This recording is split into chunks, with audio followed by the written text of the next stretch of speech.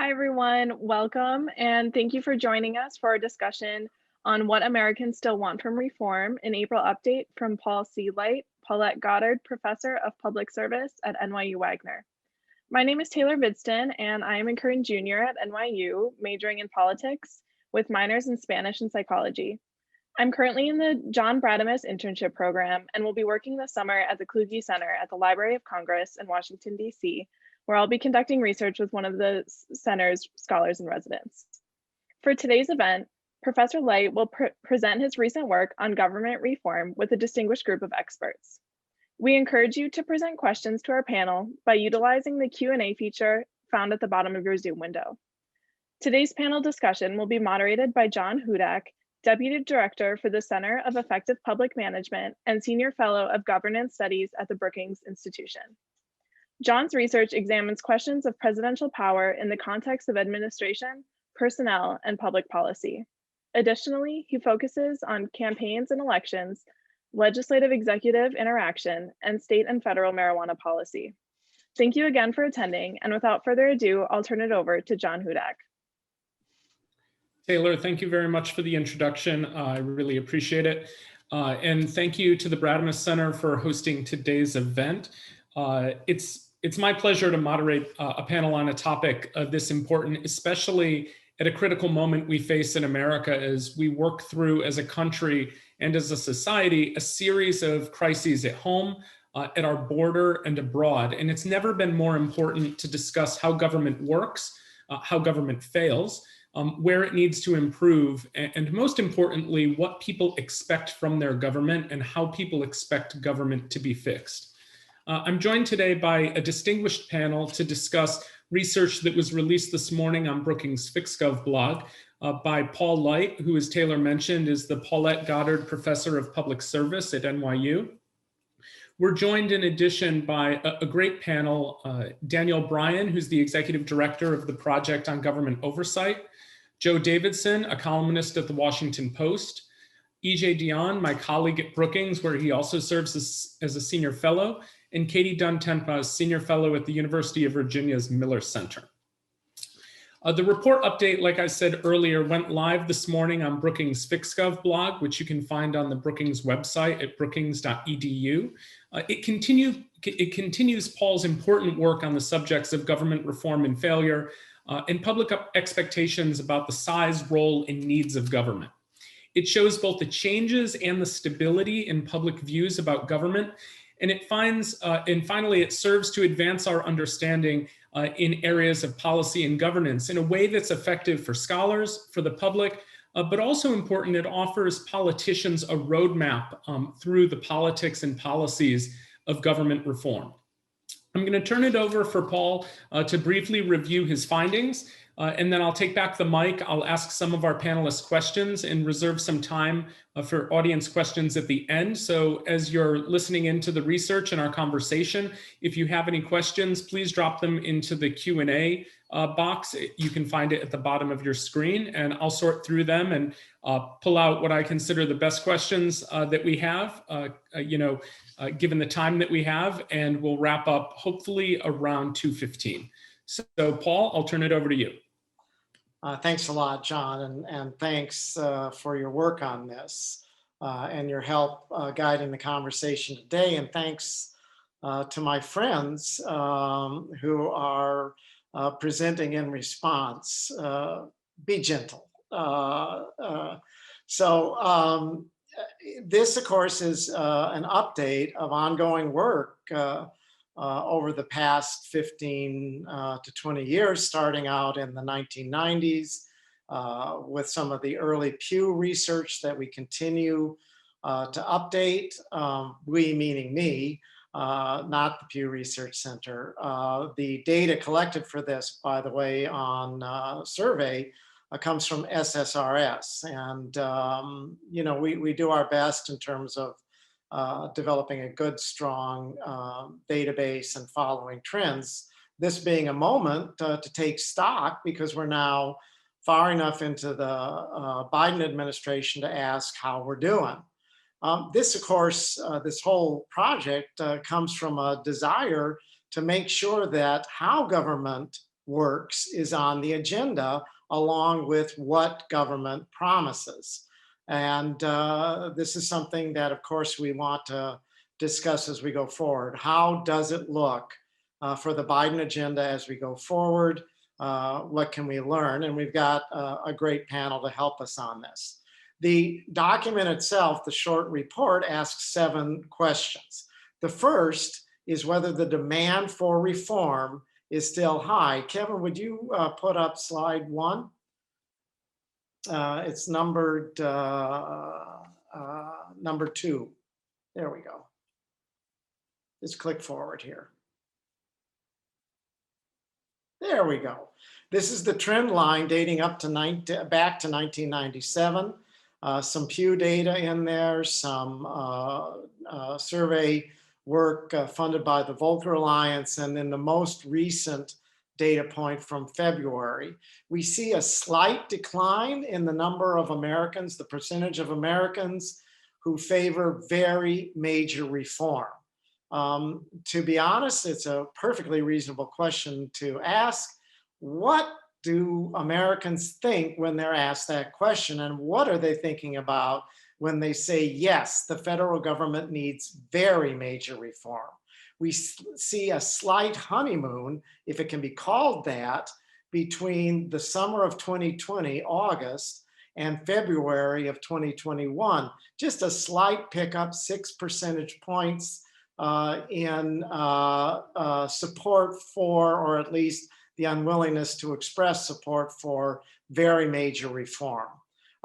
Let's go to the next slide. This is the second part of the typology questions that we use in trying to figure out what Americans want from reform. This is the support for bigger or smaller government. And we see a significant drop in support for bigger government in the 1997 to 2016 period. Americans becoming less enamored of big government. And then we see a slight rebound leading up to August of last summer, right? So we go from 40% up to 46%, and then we drop down again.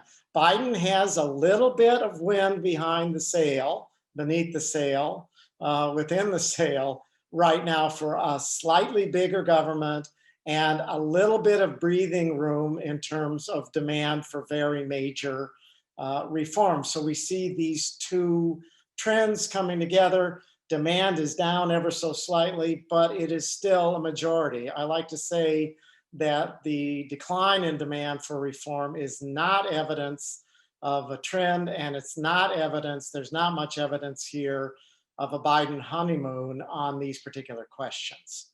The second question that I ask in this brief is whether the parties share any common ground on demand for reform, and you can see it here. You can see that the demand for reform has a very strong partisan component, absolutely no question about it. There are other measures, however, that help explain the demand for reform. This is clearly, as you look at it, an out-party effect. The out-party favors very major reform. The in-party says not so much. But we also find variation by demographics, race, political history, partisanship, so forth and so on. This is not, the demand question is not a proxy for partisanship, but there's a lot going on in here about how Americans feel about government. Dems feel better about government when they've got a Dem in office. Republicans feel better when they about government when they have a Republican in office. Let's go to the third question, which is what kinds of reforms do Americans want? And this is where my friend EJ has expressed some interest in this odd typology. When you put these questions together, the preferences for bigger or smaller government against the desire for major versus less significant reform, you end up with 4 groups. The rebuilders, who believe government needs very major reform, and they want a bigger government. So that's Al Gore. That's really the Al Gore message. A government that works better, and in this case, costs more. So it's partially Al Gore, I suppose, to be clear. The dismantlers at the bottom support a smaller government and think government needs very major reform. And then you have to the upper right, the expanders. Government is basically sound. We want more government spending. We want a bigger government that delivers more services. Let's go to the next slide, number 6. These are shifts from 1997 to 2021, February. And what you can see here is that expanding, the expanders occupied a very large share, strong minority here, plurality for sure. Back in 1997, when Clinton was in office, the economy was in trouble. We were all in favor of spending. That percentage of expanders has gone down. It hit its low point in 2018 and rebounded during the campaign. Biden's base in August of 2020, 17% plus the rebuilders, 39%. By February, that 17% of expanders has grown. And we can see that there is motion within the typology that varies by confidence in government, income, a number of demographic factors. And it's an interesting pattern here to say that expanding appears to be coming back. Whether Joe Biden's going to stick with it, we don't know. But there is a motion there, and the dismantlers, the number of dismantlers, percentage of dismantlers has fallen with a slight uptick since August. The red represents, of course, the traditional links to Republican ideologies and positions, the green to more traditional Democratic positioning. Let's go to the next slide here. This one is a slide that I did for EJ, just to show the difference between August and February of 2021, and there is difference here. I'm not exactly sure what's going on, but we can see that the number of Americans who fall into the category of rebuilders, right? And this has standard margins of error up to 4%, plus or minus. But there was movement out of the rebuilder category and a significant movement more broadly, and movement into the expanders category. The question is the public, are the respondents in these two surveys reflecting changing dialogue with the Biden team? In summer, Biden is talking a lot about rebuilding. We've got a fixed government, a government that works better, and we've got to expand government. By February, we have respondents saying that they're more supportive of a government that, you know, is bigger, but they're also saying at this point that government's basically sound. Is this something that's going on, and is this reflected in, for example, issues of who's getting appointed to positions, the agenda for possible government reform, which is still not well heralded. We don't know yet quite what the Biden administration will do about government reform. It's just an interesting variation, and I thought EJ might like it. And that's a good reason for doing it. So let's go now to the surge and breakdowns. You can see here, this is a very simple chart. I define a breakdown as a significant government failure that is in the news and to which the public is paying a significant amount of attention. You can see that there's an upward sweep in the number of breakdowns and the average per presidency. And you can make the argument that the breakdowns are increasing, or you can make the argument that the media has gotten so polarized that when you have a breakdown, one side or the other is going to promote it as a major failure and perhaps stoke public interest. So this curve suggests that breakdowns are going to continue, at least in the public's mind. but it's something to keep a close eye on as we go forward. I would argue that there are several strong reasons why we could say that breakdowns are increasing, but we've got work to do on it. Can you switch to number 9 here? This is the inventory of Trump breakdowns. To the far right column, that is the number of Americans who were paying very or somewhat significant attention, or were following the news story surrounding, for example, the opioid crisis, very or somewhat closely. So let's skip from that and go to the question of will Congress, oh, this is a slide on why are the breakdowns growing. One can argue that it's the baby boomers' fault, which is my generation's burden on practically every issue these days. Will Congress act on reform?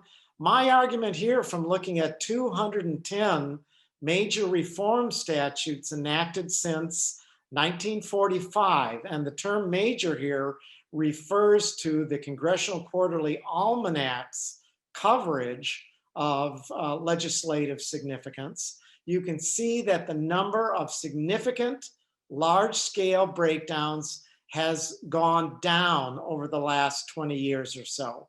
The Clinton administration set an all-time high in terms of number of government reforms. That was reinventing government, but we've seen a decline in the number of significant reforms, and also their size.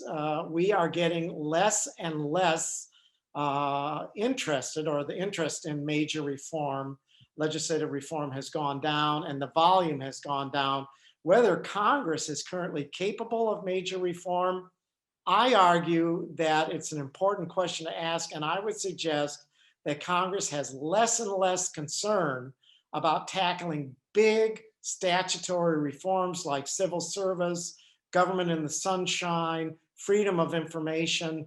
Can Congress actually produce major reform today? And it's an important question for us to ask as we go forward, because I'm arguing through the breakdowns analysis that government needs major reform.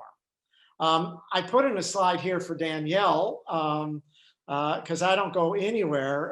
We'll skip the pension for tinkering and go to can Biden win small government support? What Trump left behind in terms of our estimate of the true size of government, which involves federal headcount, US Postal Service, active duty military, and the estimated number of contract employees, contract funded employees, and grant funded employees, we can see that in 2010, the number of estimated federal employees, contract grant funded and direct funded, was at a post 1984 high. That is clearly a response to the Great Recession. We were pumping money out, we were creating jobs, we didn't cut back, we were trying to restart the economy. But then look at 2021. These are estimates based on the FY 2020 data, so that label here really should be 2020 to your far right on this slide.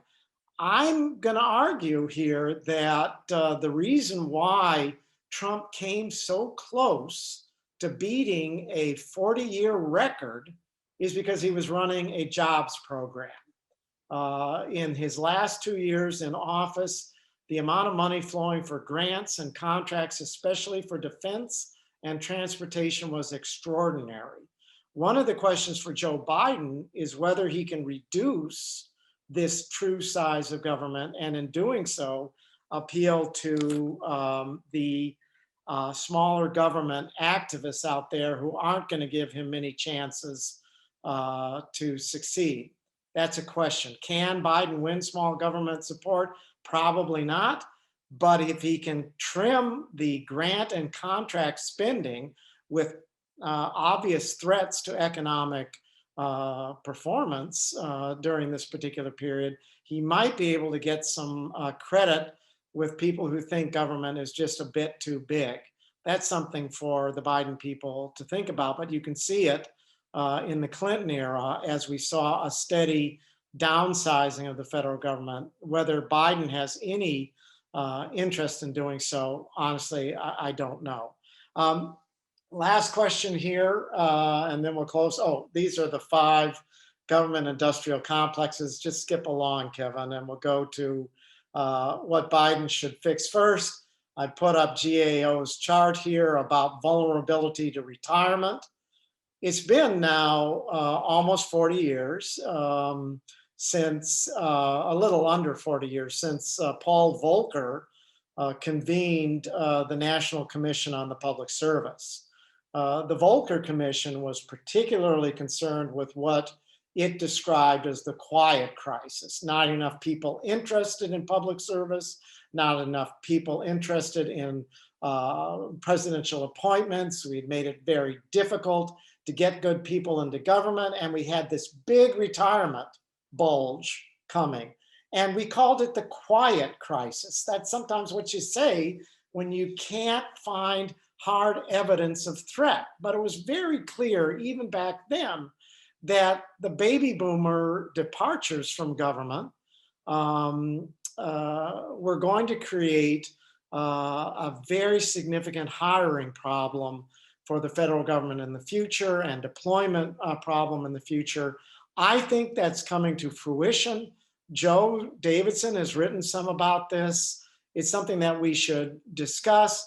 I think that Biden should address the civil service system first, but it's a cornucopia of opportunities to fix things. Our colleague at the New York Times, Paul Krugman, said that Biden is the big spending president Americans want. I'm going to suggest that he also has to be the repair expert that the federal government needs. We've got to fix these agencies. We haven't had a good dose of reform now for 20 years, 25 dating back to reinventing government. And it's time to take a look at how to make government work.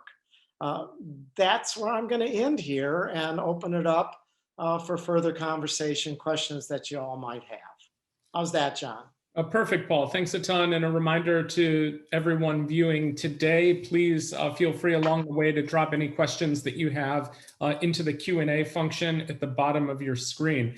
I think I'm going to pick up with the first question where you left off, Paul, and open it up to all of our panelists. Just throw the question out there. And it engages the research that Paul Light has showed us today and what he referenced Paul Krugman talking about. And that is the question of whether demand, the basic question, is demand for reform still high? And is it what the public expects for Biden to essentially spend his way to a government reform agenda? Anyone feel free to jump in first.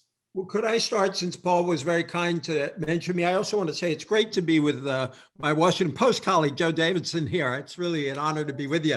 It's my pleasure. Thank you. And I just want to salute Paul. Whether anybody gives a damn about reform or not at any given time, Paul has always cared about reform.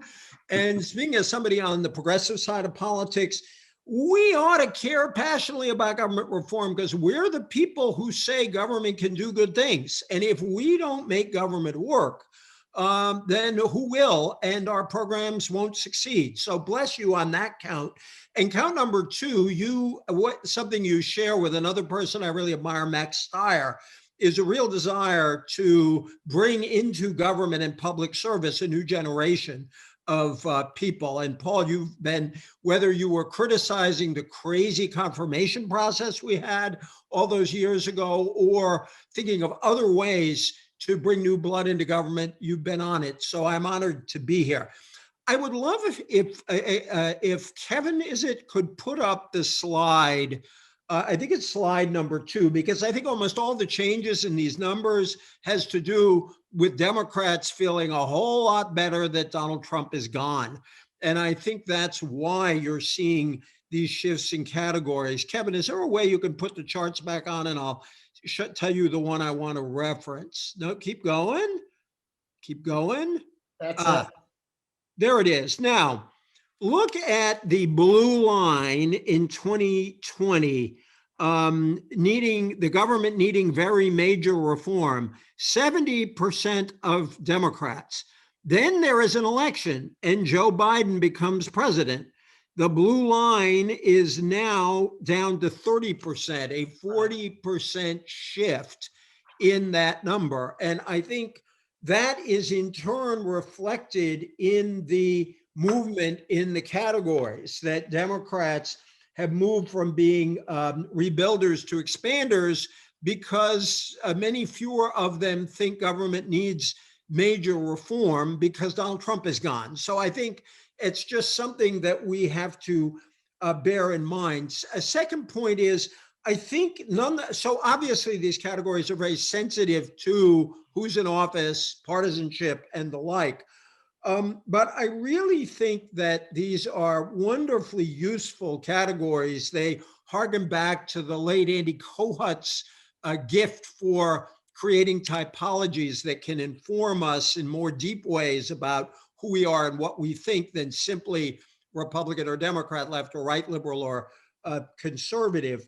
And I think that you get critical mass for reform when rebuilders, expanders, and streamliners can find some common ground. Yeah. And I think one of the interesting things that we can look at going forward is, I'm not very confident that there is much opportunity for bipartisanship in Washington, D.C. on much of anything, which is why I would get rid of the filibuster to get stuff done. But putting that aside, I do think that at critical moments in the past, we have had at least some Republicans engaging in the work of a government reform with Democrats. And I think that would be very useful. The last point I want to make is that in one of his papers, Paul suggested that Biden sort of ring up Al Gore and try to do reinventing government all over again. And since John and my colleague and at Brookings, Elaine Kmark, ran that, I've always been very sympathetic. I used to joke with Elaine that the only 4 people who cared about reinventing government were Elaine, Gore, you, Paul, and me at the time. And yet I think that this is a perfect moment to do it because, as you say, we are counting on government in a way we did not before. There is more support for using government. Looking at one other chart I want to highlight, you don't have to bring it back up. At the end of Obama, only 38% wanted a bigger government providing more services. That is up to 51. That's an awfully big shift in 4 years. That is the wind that is currently at Biden's back. But given that he is investing so much government money, I think it would behoove him to undertake this reform initiative. Gene Sperling is the guy now in charge of making the $1.9 trillion rescue package work. I think you should get in touch with Gene Sperling. Final point, real quick. It's astonishing how much government grew under Donald Trump. Your data on that is so revealing. And I don't think Biden can ever win over the small government people very successfully. But I do think we can have a conversation about how much government we are parceling out and whether it would be in the interest of reform to bring some of that back in. And I'm not ideological on this question. I think there are some things that make sense to put out. But I also think, as our friend John DiIulio has argued, that with all of this contracting out, this raises a lot of trouble. And so I think part of the Biden let's re-examine government effort could be a very careful look at those bars that you had up there.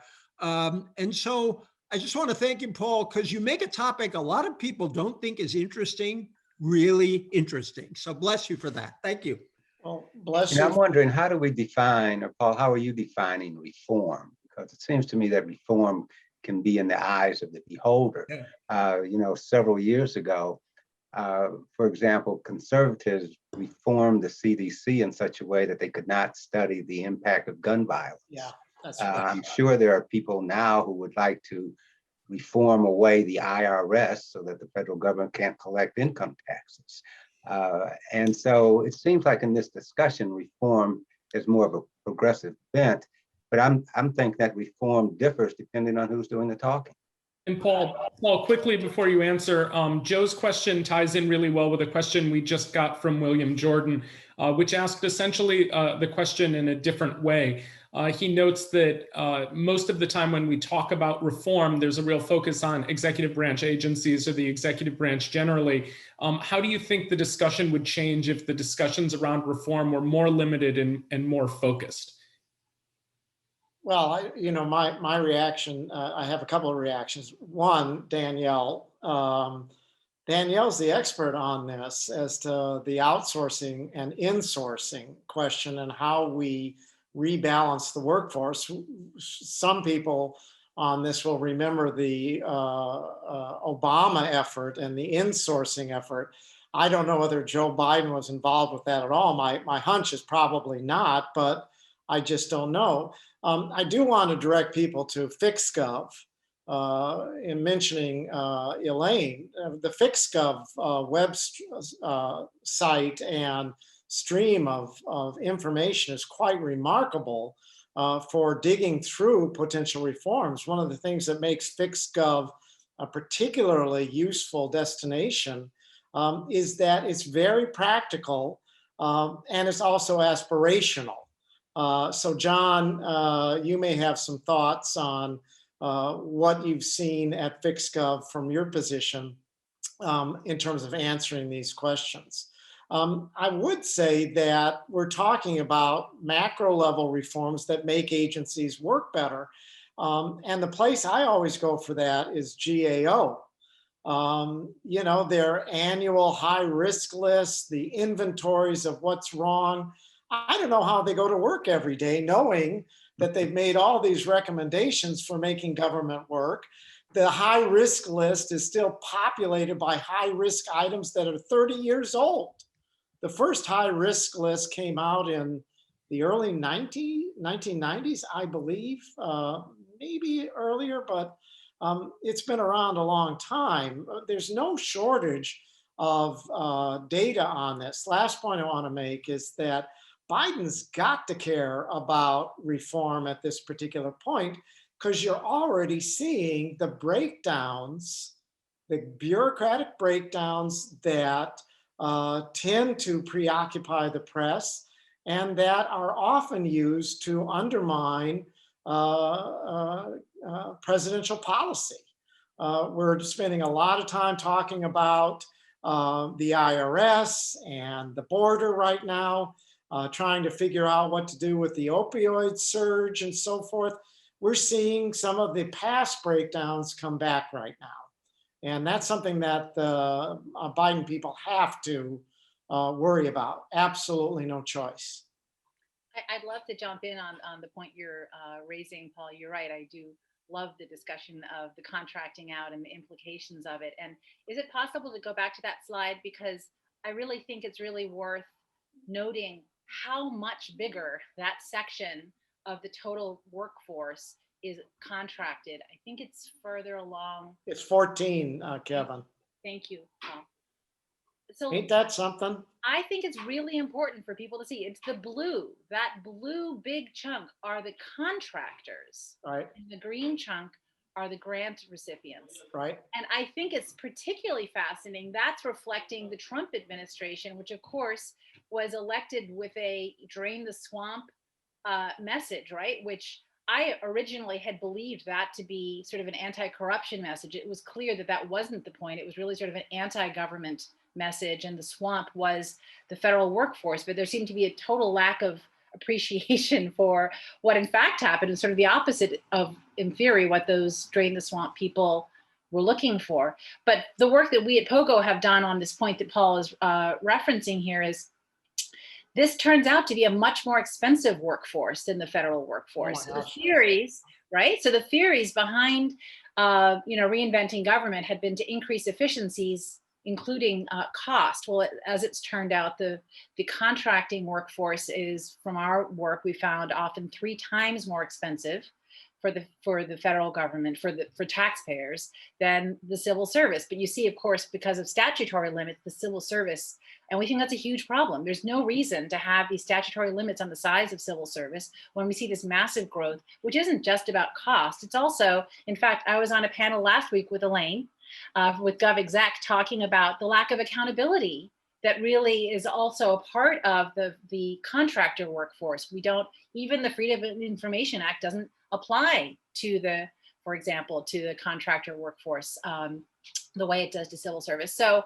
there are many reasons why that should be, I agree, should be on the top of the Biden agenda. The other thing I did want to respond to was your question about, I can't speak to whether the public still has this appetite for reform, but if the Congress reflects what the public cares about, I can tell you that we're testifying 5 times this month on reforms. So there's a hearing this afternoon on IGs. There's another hearing on Tuesday on IGs. We're testifying about the Vacancies Act and on whistleblower protections. So I believe there is a lot of excitement. I think we're entering into sort of potentially a post-Watergate era reform agenda for this Congress that's not only about those super nerdy, and I love talking about those issues, but some of the bigger abuse of power concerns that we saw coming out of the Trump administration that are reflected in this big package of the Protect Our Democracy Act. You know, these and I would just add, I'm sorry. I'm just saying that these are estimates of the contract workforce and the grant workforce. What Trump was able to do is increase the ratio of contractors to feds quite dramatically. And he was proud to talk about the number of jobs that were created through drone manufacturing grants and contracts. And, you know, he was a job creator in the last 2 years of his presidency, and the jobs are being created in defense, largely so. Sorry for interrupting. Yeah, no, that's okay. I just wanted to add on to Danielle's comments and to add on just to what you just said, is that this idea that he created this jobs program, to me, is not surprising at all. Just look to the work of John Hudak and other people who write about presidential pork and sort of this permanent quest for reelection. Donald Trump was the first president to file with the FEC to raise money for his reelection campaign on January 20th, 2017. He was political to the bone. And so the notion that he created this jobs program is not at all surprising, because he wanted to get reelected and he saw sort of governing as a means to advance his political career. And so this expansion, to me, as somebody who looks at the political side of the presidency, is not surprising at all. The other thing, when speaking more broadly about reform and sort of this somewhat of the kind of momentum we have with the new Biden administration, is to think about a Venn diagram. You want to create a hierarchy of what are the most important reforms, and then what are the most realistic. So reforming the Federal Vacancies Reform Act or something to do with contractors, we need to think on both sides of the equation about kind of what are the most important, what are the most kind of, which ones give us the most bang for the buck, and which ones actually have a prospect, as opposed to being sort of pie in the sky. Wouldn't it be great to have all of these reforms? It really, I think, has to be a tactical approach, because while there is momentum right now, I don't think it's going to last that long. There are always other issues, new issues that emerge that sort of take over, have this capacity to take over the congressional agenda. Right, Paul, by the way, to take on Joe's question a moment ago, because I think it's really, the word reform is obviously in the eye of the beholder. And I think, at least my way of looking at it, is there are a lot of things that are called reforms that are also closely linked to a particular purpose. Thus, I would reform the government by undoing the so-called reform that said the government can't do research on guns, for example, to pick Joe's example. Each side would claim that's a reform. And I obviously disagree with the gun people that what they did was a reform. I think the way you're thinking of reform is much more, how do you make government work in an efficient and responsive fashion, regardless of what its ideological content is at a given time? Just how do you make the thing work better? But that's my sort of channeling Paul Light. I'm curious how you would respond to Joe, because I think the word reform, we all know, is a very tricky word. Well, it's one thing for me to do a couple of questions now and again with a wonderful large survey house like SSRS, and quite another to go out there with the kind of conversation about what are people thinking when you ask this question. I mean, I've thought about it, and if Andy were here, he would be telling us to get our act together and get out there into some deep focus groups. I honestly don't have a sense, except by kind of probing the data with demographics and party and past positions, to try to figure out what the heck people would say is reform. Is it just when you use it? How do you use it? In other words, you're arguing we need a new generation of reform, which I happen to agree with. Well, we've got, okay, well, look, we've got these ancient statutes, and that's saying something because some of them were enacted after I was born. You've got CSRS, the Civil Service Reform Act. You've got Government in the Sunshine, Vacancies Act, 1989. You've got all of these statutes. Danielle knows them. We've got all sorts of executive orders. Could we just update them to signal reality? I guess, I believe in an effective government as long as the policies it's implementing reflect thoughtful engagement. I don't even know whether that's much of a definition. But I'd settle for a pick of 5 or 6 major statutes that are just out of date. Maybe go that direction. I don't know, EJ. I just get to ask the question. I don't have to answer them, I guess, is my response. Don has to do it. Danielle, I'd like to drill down a little bit on one of the specific areas that Paul put up in the slides. Also, kudos to you because you clearly win the Room Rater Award for this panel as well. The background is absolutely flawless. And I think you and Katie came up with what I would say is an interesting takeaway that none of us would have ever expected. And that is that Trump essentially defined himself as making the era of big government great again, which I think most people would have never expected in January of 2017. But one of the points that Paul made in his presentation looked at the division between the types of the typology, what people are looking at in terms of government. Some people just want to break it down. Some people want to expand it, rebuild it, et cetera. And there's a question from Susan Lipman that folds into this as well. She asks, how do you think President Biden's attempt to repair the government can be when half the population does not care or is more interested in cultural issues or breaking things down? Do you think the president has the ability to win over these small government minded individuals in our society in an effort to reform in a vision that would be consistent with his base?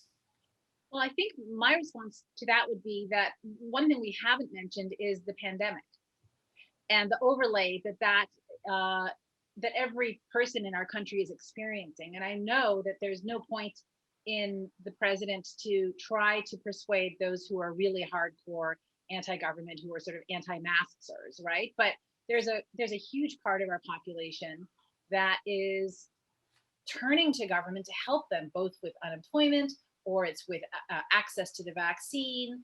And so I would see that it seems, and I would love to know those of you who are studying public opinion, because it's not something that I'm schooled in. Is this not sort of the perfect example of what people are relying on government to be helping us right now? And it looks to me that that's a success and something that Biden could be taking great advantage of. Well, my reaction to this is very simple. I mean, Biden either has to get ahead of the issue or he's going to be run over by the issue. My dalliance with breakdowns, which makes me rather dystopic in my attitude. I'm always like opening the paper and say, oh, there's another breakdown. Will the public respond?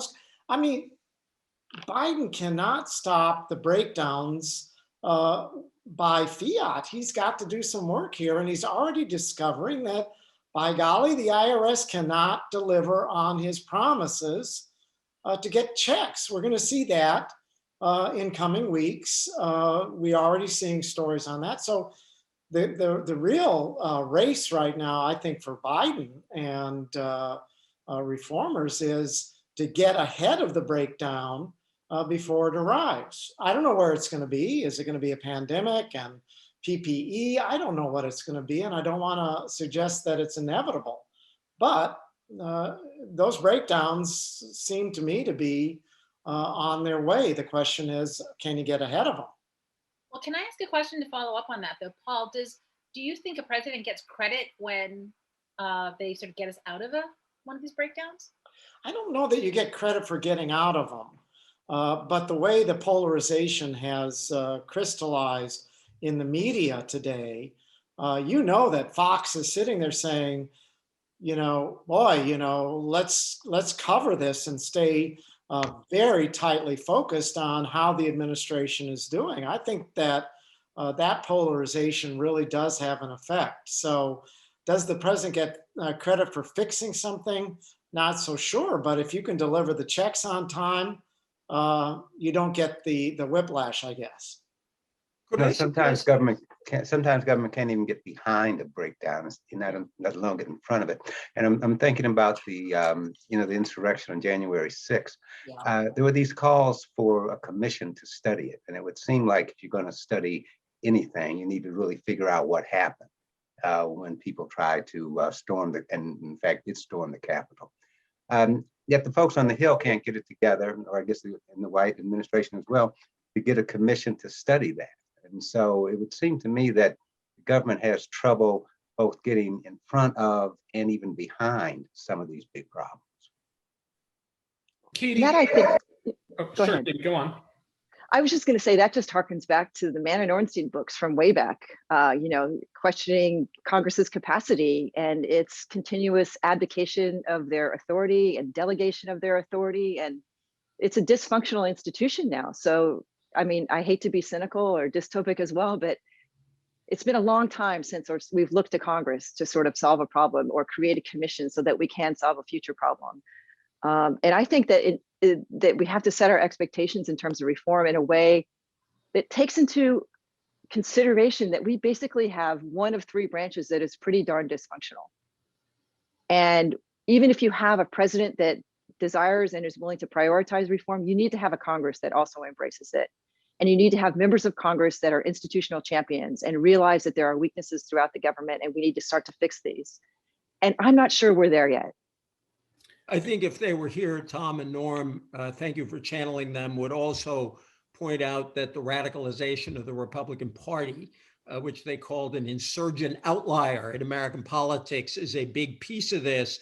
I think that's one of the reasons why we can't have a commission.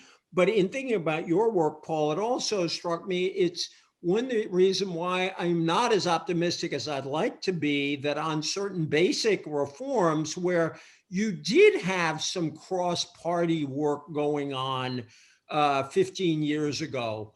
And there were a number of Republicans, moderates, but even some fairly conservative Republicans were willing to work with Democrats to say, look, we may disagree on what we want government to do, but we'd like it to be effective when it does do stuff. And I think that now that, political polarization, and I would argue worsened by the radicalization of the Republicans, makes that kind of effort a lot harder than it used to be. When I think about this, I wonder whether or not what we really need is not another blue ribbon. I've been involved with blue ribbons. We all know them over the years. I worry about the congressional platform, and there is an opportunity now in the Senate with the Homeland Security and Government Operations Committee, whatever its name is right now that our Wisconsin senator is no longer the chair, maybe there's a chance there to rebuild that committee. Now, this is sort of longing for the past. I worked on the Governmental Affairs Committee as a staffer way back when John Glenn was chair. And I hate to tell Danielle this, but that's where the Vacancies Act, or maybe it's Katie, where the Vacancies Act was first reformed. And I'm not going to tell you who the dumb staffer was who decided on that particular deadline. I will not admit it. But where is that platform? I'm not sure you need a blue ribbon. I think you need a committee that has a chair. Jack Brooks is gone, and the old Senate committee, I think mistakenly brought Homeland Security into the government ops agenda. Maybe some effort in the Senate to clean that mess up and create an engine for reform. The Senate has long been the source of these kinds of big ticket reforms, although the House gets involved too. So I'm going to, oh, sorry, Danielle, quickly, and then I'm going to jump on a question. By the way, Danielle, I would give her the room rater. I just love that blue back there, Danielle, and the windows are really cool. Thank you, EJ. I do also have high hopes for the Peters-Portman relationship in that committee. I think they like working together. Their staff are used to working together. And so I am looking to sort of a new era for that committee as well. And I won't hold you responsible for the failings of the Vacancies Act, Paul, but it really is a problem. Everybody on this call out there will keep that to themselves, Paul. 140 people on the call. I think there is something about. I want to ask the follow-up to Joe's point, which is really stunning to me, is, but what is stopping this commission? I mean, the Democrats have control of both the House and the Senate. Why are they just not doing it? Yeah, Nancy Pelosi says she wants it to be bipartisan, and it's such a dysfunctional place that I think they just can't get it together over the subject matter. Like what will the commission study? Will it be focused just on January 6th, or is it going to try to be more broad-based, which in a sense would dilute the study? And so I haven't looked at it closely, but I think it's another example of congressional dysfunction. Yeah. So I'm going to zoom out a little bit on. I'm going to zoom out a little bit on the politics of this, and Joe and EJ perhaps jump in, and anyone else who wants to. It picks up on a few questions that we've gotten so far from audience members, including Greg Blonder, and that is, if we assume that large government-wide reform is just not going to pass the current Senate that we have, do you think smaller scale reforms, the politics of smaller scale reforms, remain too controversial to proceed? Or do you think that they're wonky and niche enough to fly under the radar and not generate sufficient opposition that something can actually get done in this Congress and under this president? I think, in some ways more gets done than we realize, because it's the big ticket items that go nowhere, but then there are a lot of smaller things that get through the Congress that we don't pay that much attention to. And so on that level, Congress is functioning. But when it comes to the really important, widespread, government-wide issues, it seems like it's almost impossible to get a consensus, and impossible even to get 51 votes in the Senate on many of these issues. But in answer to your question, I think it depends on the issue. There's some things that a number of people on both sides of the aisle, I think, are in favor of. But I think they're probably limited. I think that there are opportunities. I'll try to be hopeful here. I mean, I think back, for example, to the Clinton era procurement reforms that my old friend Steve Kellman, who was over at OMB and at Harvard Kennedy School, worked on. I think there are particular smaller areas where they might work. And I got to believe that there are, somebody like Portman, who's on his way out, but has a history of caring about how government works, might be able to work in a bipartisan way. I think the whole issue of civil service recruitment, I am obsessed with this. How do you create a new generation of people who want to work for government? I think a really serious look at, Danielle, maybe you could run this task, at re-examining contracting out overall and coming up with a better set of principles about when it's appropriate and when it's not, because it's used so often, not only, as Katie suggests, in a patronage kind of way, but it's also used to just, and Paul, you made this point for years, to disguise the real size of government, that if you contract out, then it doesn't count as a government employee, and then you can say, I shrank the size of government, when in fact, You got all these other employees indirectly working for the government, less responsive, less transparent.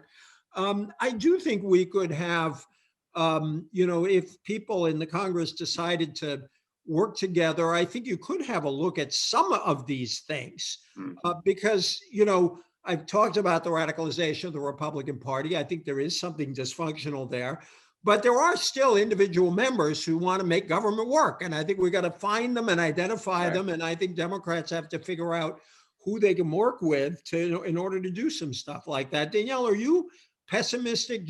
What are your hopes for this? No, I'm actually quite optimistic, and I don't really think of myself as a Pollyanna. As I was mentioning before, I think sort of the inspectors general reforms, for example, and giving them protections. We saw in the last administration how they can be fired totally improperly, and the implications that has for the ability of the government to function effectively is of consequence that we're seeing a lot of enthusiasm, and it is bipartisan right now. So that may not be something that's, got broad public excitement around, but I'm super excited about it. I'm excited about vacancies reforms as well. I think those are very live things that if what I find fascinating is that members are taking the time to work on that, even though it's not something I think that constituents really are pushing them to, right? So there is some level of interest in that kind of reform. I call that reform.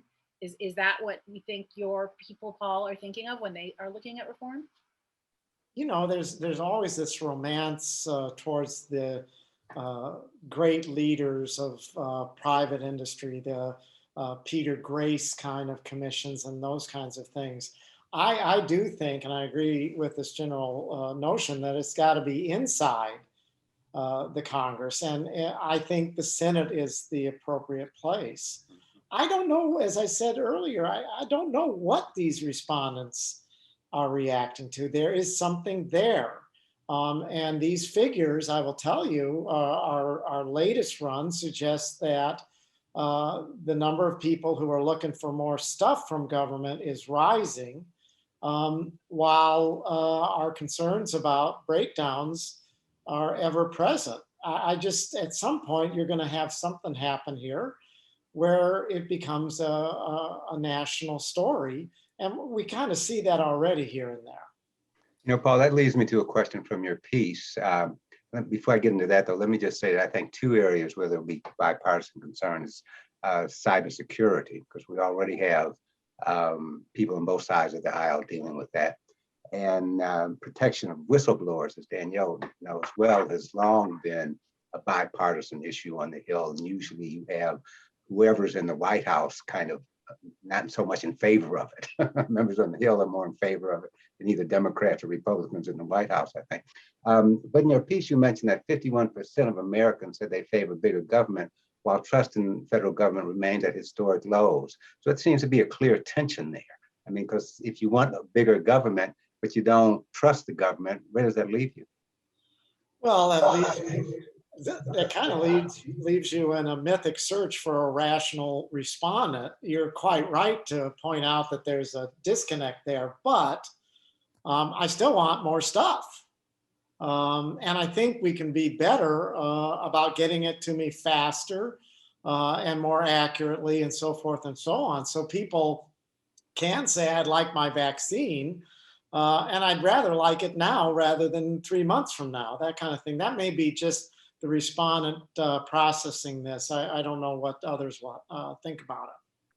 So I'm going to build off of a question that we got from the audience from Joseph Doyle, who notes that oftentimes programs are not evaluated for efficiency or effectiveness by the type of oversight entities that we have in both branches. And he asks specifically, does that responsibility reside with GAO, which of course GAO does yeoman's work in a lot of cases in terms of addressing this.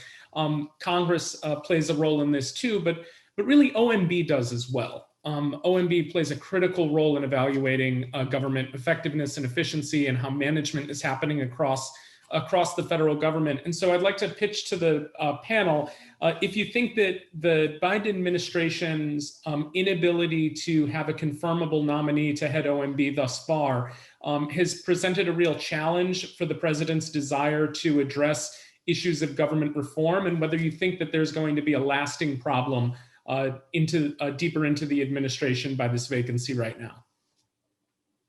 I'll take that one. Okay, first of all, we're not even through the first 100 days of the Biden administration. The deputy has been confirmed. Of the major cabinet level nominations, President Obama has only had to formally withdraw one, and that is Neera Tanden. Given the past 4 years and the numerous vacancies, think back to OMB in 2017 and 2018, when Mick Mulvaney was simultaneously running OMB and the CFPB. Dual hatting. That's a period of time that it's not clear to me that the OMB was really under the best management. And so I would sort of step back and say, let's just wait a little bit longer and see what happens. There's talk that the deputy OMB director will ascend to the director's position. And again, they'll have to be confirmed for that. But it strikes me that that's not cause for alarm. There is a large number of very talented civil servants that work at OMB and have worked there for decades. And so to me, it's not at all a cause for alarm. And I'm still sort of a little bit in shock after the last 4 years of all the tumult, not only in the civil service, but in the White House staff and the extraordinarily record high level rates of turnover, that I think sort of not having an OMB director at this particular moment is not at all a cause for alarm.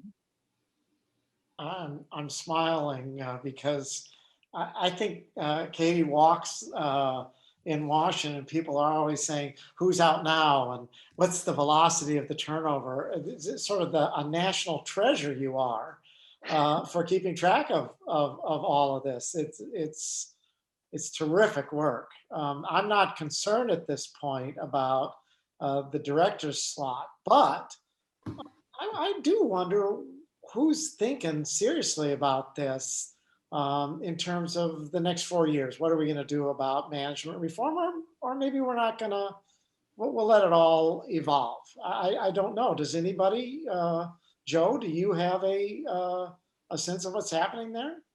Anybody? No, I tell you, I just think that the people at OMB are always overworked, no matter what the administration. I mean, I think that they have a comparatively small staff compared to some of these large agencies, and yet they oversee all of these agencies. And my experience is from talking with them that those folks are always working, and I think that it's. What I wonder is if the folks at OMB have enough time to think about management broadly, as opposed to day-to-day management, as opposed to really kind of the nuts and bolts that keep the car running. I wonder if they have time to think about where the car is going. And they might need a whole nother division that's just tasked with thinking, as opposed to trying to keep the nuts and bolts in the car together. I really agree with Joe's point on that. And I've never really thought the systems that are in place to address what you were asking about, John, like the GIPRA process that OMB is supposed to be looking to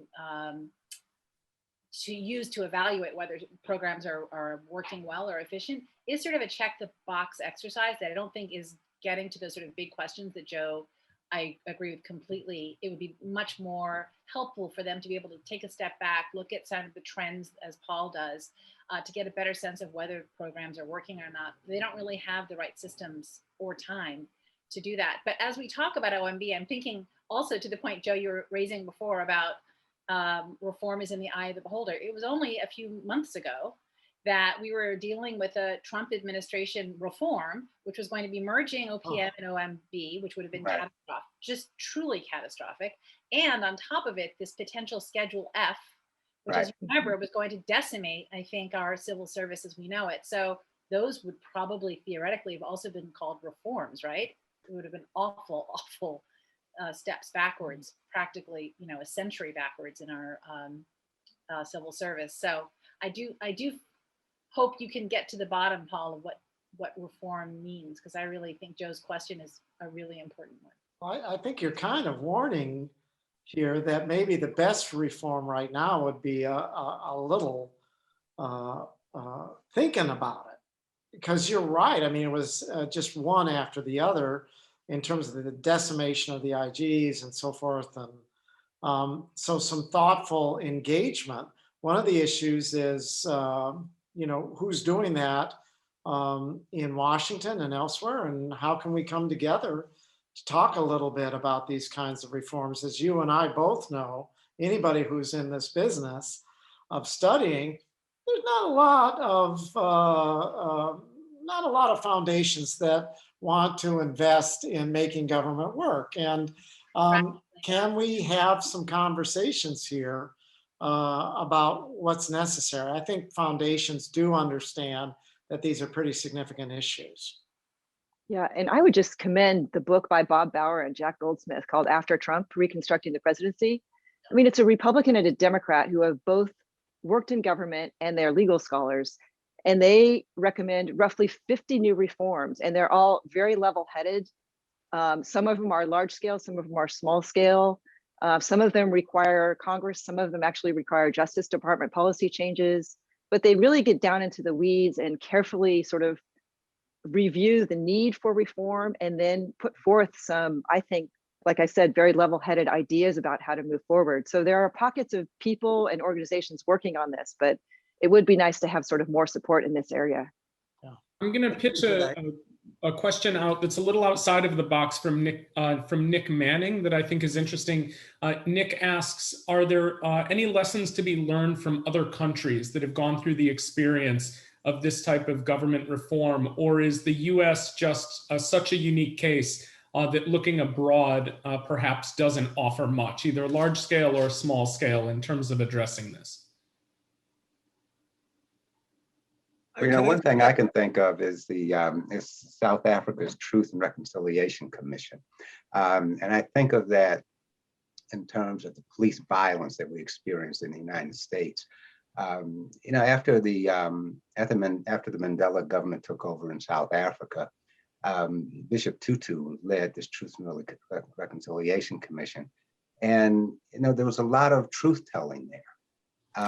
I can't say that model would work in the United States as it relates to police violence, specifically because of the way the policing is set up in the United States. It's an individual locality, municipality requirement generally. But I do think that model could have some, it might have some relevance when it comes to issues like reparations, and in maybe some other areas. Some of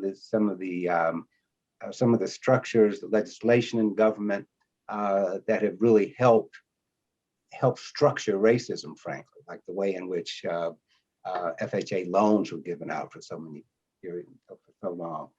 Perhaps some ways in which the government might have, and I don't know if this is the case, but perhaps the government in some way contributed to all of the situations that have been revealed by the Me Too movement. I think there are a lot of social dynamics in this country that relate to the way people who are not in power have been treated by those who are in power. That's something like a Truth and Reconciliation Commission might be able to examine. There's also the intersection between policy design and public management. And I think the distance between the two right now, whether it's in government, on Capitol Hill, in our schools of public affairs, law schools, and so forth, is pretty significant. We've got an awful lot of policy designers who want to do lots of wonderful things, but this intersection between the policy designers who want to change this world and the policy implementers needs to be strengthened. I think back to the behavioral insights team in Great Britain over the years. To what extent do we need that kind of intersection between delivery and design? The Biden team came in with one of the deepest inventories of possible policies in recent memories. The unified Biden-Sanders agenda was overwhelming, with not a whole lot of depth on delivery. So somehow figuring out how to get these two together is an important challenge for us in the future. So we've got about 5 minutes left, and I want to be respectful of everyone's time. I want to leave with one final sort of broad and forward-thinking question. Each of you or any of you can feel free to chime in. Imagine a scenario, President Biden calls each of you into the Oval Office, and he's serious about government reform. And he asks you, what do I do first? Not what is everything I should do, but what would step one be to start down the path over the next 4 years to commit to serious, comprehensive government reform? What would your advice be to him on where to start with an outsized problem like this one? You want to tell us which one of us answers first? Paul, if you'd like to take the privilege. For our former senator, now president, I'd say pick up the phone and start talking with Senate government affairs. And I'm removing Homeland Security from that part of the conversation. He's got to engage people at this point who can deliver some policy, because this is the kind of stuff that's going to end up in an appropriations bill or attached to things. I would open that channel and see who you have in the White House who can be a conduit for that conversation. I've got one.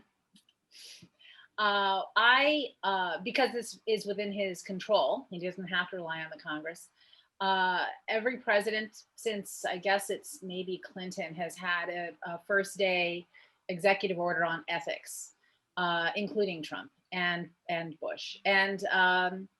And Biden's was pretty good, but still not good enough. And one of the things that we hadn't touched on is ethics in government, and the fact that there's another study by Chatham University in California that since 2015 has found that, so this is pre-Trump era, the number one fear that voters have is corruption in government. The number one fear, above job insecurity, above climate change, above guns, corruption in government. So I believe that I would say to the president, you need to go beyond your ethics order. You need to give people more confidence that people who are in government aren't going to go through the revolving door and have self-interest in mind when they're in government.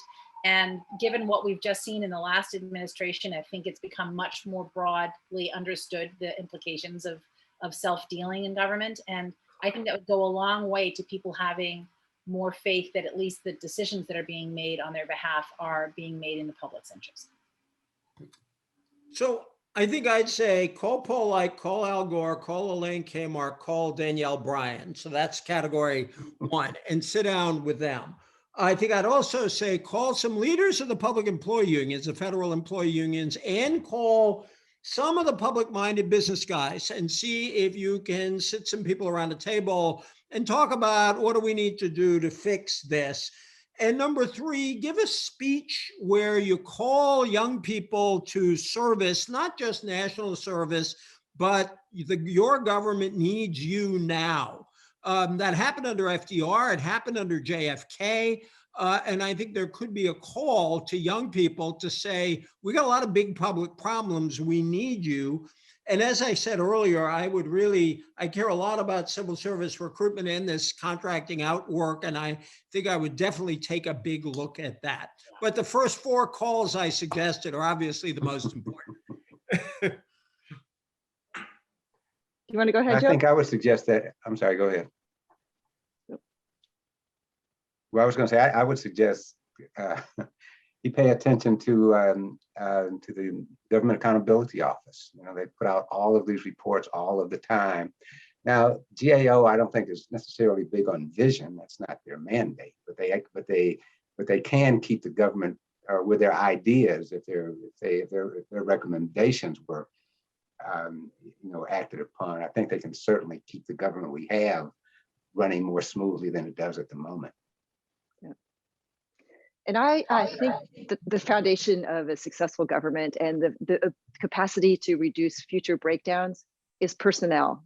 So like EJ, I also support civil service reform, creating ways to make working for the government more appealing. And I'm also going to call back to Paul Light here, who always reminds us that the last time this country has had meaningful civil service reform was with Chester Arthur and the Pendleton Act. So I think we can do well. We can, over 137 or almost 50 years later, we should be thinking about our workforce and ways to improve it. Yeah, I think we May I should add one thing to follow that, new- though? Oh, go ahead. Oh, yeah, we just one issue with civil service reform is as civil service reform has been defined in the past any number of years, the federal unions are dead set against it because most civil service reform is talking about doing away with the general schedule as we know it now and having more. For example, remember the Pentagon 10 years or so ago had some sort of, what was it called? It started with an N, but they had this kind of reform which basically did away with the civil service, not the civil service system, but the GS schedule. And then when the Democrats came in under Obama, they did away with that. And so that under the Bush administration, that was seen as an example of how government-wide civil service reform should operate.